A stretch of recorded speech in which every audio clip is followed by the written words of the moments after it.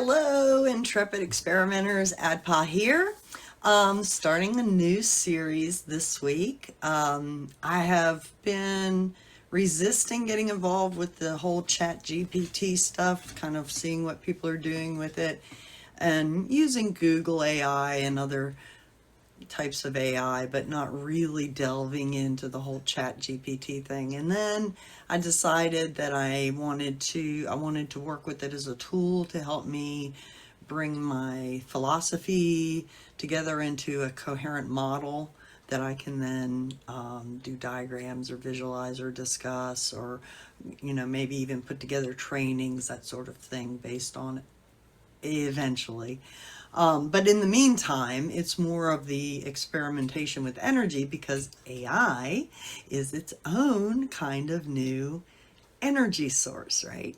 So I'm really enjoying that, and I'm just using the free chat GPT. I'm not investing in a subscription and all the fancy bells and whistles yet.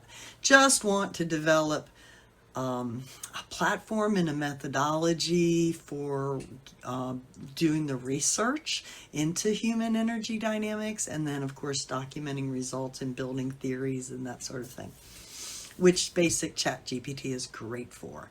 A lot of fun, because I asked my AI bot if I could call it a name, if there was a name that it would prefer. And after a little discussion, it suggested two names to me, and I picked the first one given based on the idea that maybe, like a human, AI presented its preferred first. So, and that's what I use. So, calling my AI collaborator Astra, which I think is lovely. So I asked Astra, to formulate some questions based on the theory, and also to investigate the theory that we could then use with the tarot reading. And Astra complied. So I have a list, and I'm going to do one a week and see what the reading on it is after the question. So read it off here. The question for this week that we're going to do a reading on is: how do individuals exchange this human or this life field energy with each other and the field right now? So that's the question. How do we do it now, in these days, under these circumstances? How is that energy communication to the field and to each other, and that exchange of energy occurring? So hold on, and I'll bring you down, and we'll just pull out the standard crow deck and my signifiers of the Mystical Shaman Pocket Oracle, and see what the cards have to say. Hold tight. All right, all set up here. As I said, we're using the Crow Tarot and the Mystical Shaman Pocket Oracle for this reading. And I have pre-shuffled, but I'll shuffle a few times now and focus on the question: how do individuals exchange energy with each other and the life field right now? Call it the consciousness field if you want. I'm specifically talking about the field that exists between the sky and the core of the earth, in which the earth life exists, especially the carbon-based life. So there is a global field that exists that I call the earth life field, and it may well be connected to, of course, to the universal fields and so forth. But specifically in this reading, how do individuals exchange energy with each other and the earth life field right now? Let's see what we get. Let us see what the cards can tell us about this question. How do individuals exchange energy with the life, with each other and the life field right now? All right, so we got 2 coming up. Oh, that's interesting. Already I can see. All right, and then from the Oracle, how do individuals exchange energy with each other and the field right now? Oh, I got one that jumped.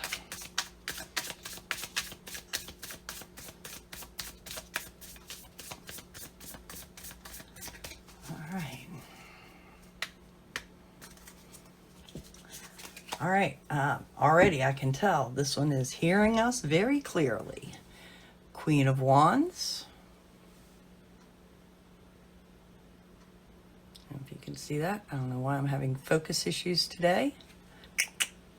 But at any rate, Queen of Wands signifies that we are discussing directing our internal passions. This is about an internal discipline involving the elements of fire, passion, inspiration, emotion.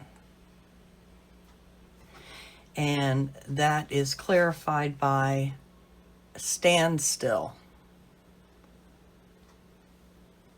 Not sure what I need to do to get that focus right, but at any rate, clarified by stand still. You know, this person connecting in this portal, which I think, given that we're talking about the life field, we see a person standing still and connecting into the life field, an individual.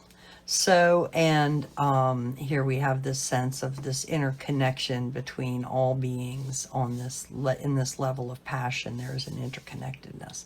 So I think that that's a really good signifier for this question. So this is the individuals interacting with each other and the field. So what is the challenge? The challenge is the 6 of Wands, and this is about being seen and heard. There's also a sense of it being something mystical above the other crows. Like this is a raising. This requires a kind of raising of this passionate awareness. There's something integral to the passions here, and a challenge in, like, it could be integrity, right? Because you can be seen, but are you who you are seen as? Right? So is what's reflecting out of you reflecting the internal? Or is it something curated to hide and disguise the internal? I mean, either can be the case here. But it looks to me like the challenge in this question that we have to this energy exchange may have something to do with how we see each other or how we are seen and perceived. And that's clarified by the Sweat Lodge. So challenge to connect has to do with maybe being seen in our sacred connection. Maybe it's that the energy exchange is being limited right now because people are challenged by the concepts. They're too woo-woo, right? They're too different from what their perceptions of reality are. So the connection is challenged to happen consciously, perhaps. Okay, and bottom, what we have control over, the Hermit in the Higher Arcana, 9, that's about we have control over how we reflect and go within to look at this from our own perspective isolated from outward perspectives. And that is as clarified by the journey. So this energy exchange is like an ongoing journey type thing, and we have control over how much we reflect upon it, how much we focus in to see the truth within it. And maybe it also affects how isolated we are in our journeys, right? So we have control through this energy exchange, perhaps, to manage our own isolation, or determine to the extent that we need to be isolated or to reflect. Recent past affecting us is this Eight of Swords. This is about, we sort of have been trapped in a kind of thinking. Like our thinking has led us into certain restrictions. So maybe people are feeling very restricted in how they're allowed to exchange energy with each other and the field right now because of the way humans have thought about this in the past. And that's as clarified by Earth. So I would say our ways of thinking about the Earth in the past have limited us. What we can't control in this, the moon, I think that's pretty extraordinary. Both that what we can control and what we can't control are both higher arcana, bigger forces. What's behind us is our problems of our own making that's created separation. But what we can't control over this, there's phases and cycles, moon cycles, hidden things, obscure things, things that don't necessarily are not necessarily exactly as they appear, or appear to be something that they are not, perhaps even. And that is clarified by the rattle,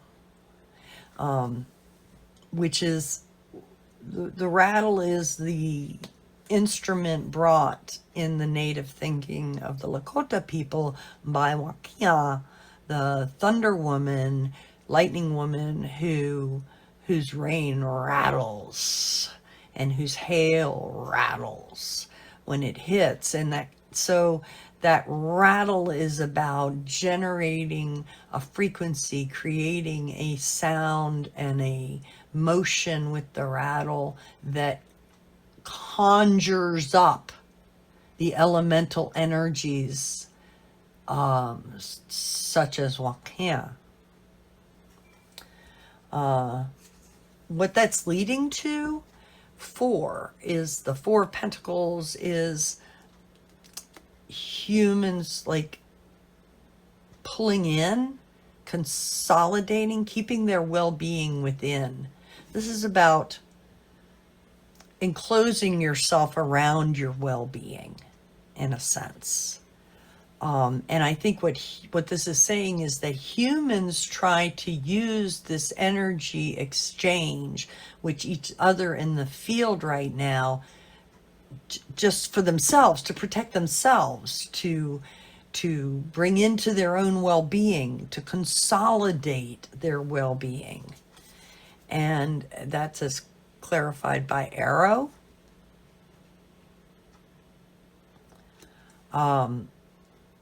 So what human intention, the mind, develops a desire and then shoots for the desire to improve well-being, personal well-being. That's what our intentions, human daily intentions, are creating, that the field is doing for us. It's helping us to achieve goals and consolidate our own well-being.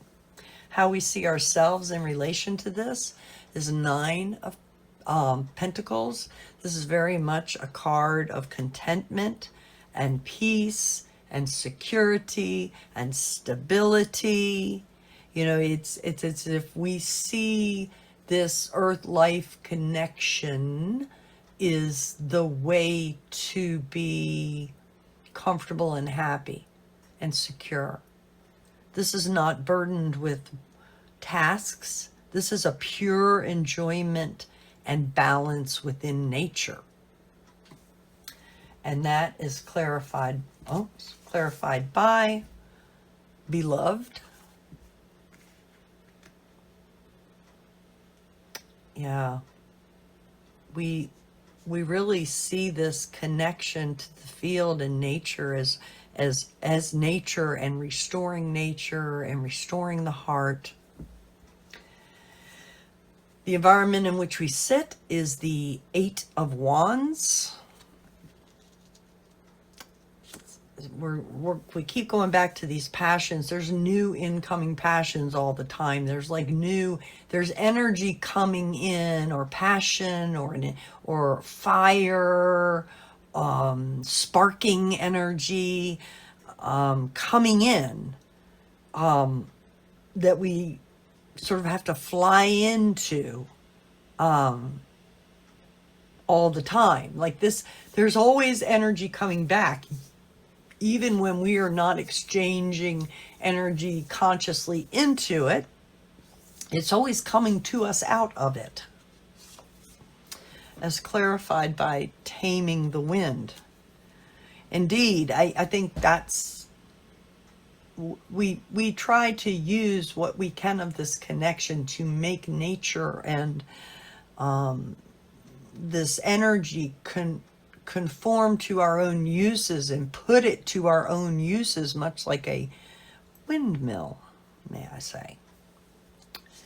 Hopes and fears is the Seven of Cups.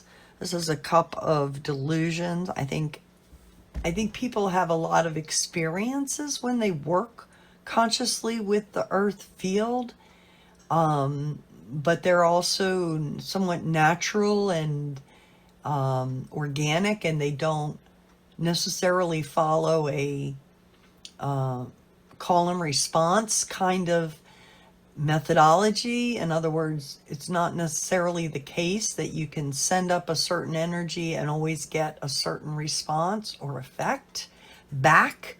So it's like it opens up all these types of possibilities, and some of them could be really bad for us. So there is a hope in it to find solutions, but also you could be opening the door to self-poisoning in some way. So that takes a lot of discernment to work with the field. You can't just simply develop a set of expectations and then have that pan out. It's going to be a living, changing, developing process. And that is clarified by the Rainmaker. Interesting, because, well, Kia, of course, is often ends up bringing the rain and the rattle. And so kind of back to that, in that hopes and fears is that by using this field, people can become extremely prosperous, make it rain. At the same time, there is an element beyond the control of humans in this. That means you don't really know when you're going to get the rain and where it's going to fall. Final outcome, 10 of Swords. This exchanging energy with the field right now is really hard on the way humans think. It's bringing an end to certain cycles of thought. And that is clarified by the Heart of the Sky.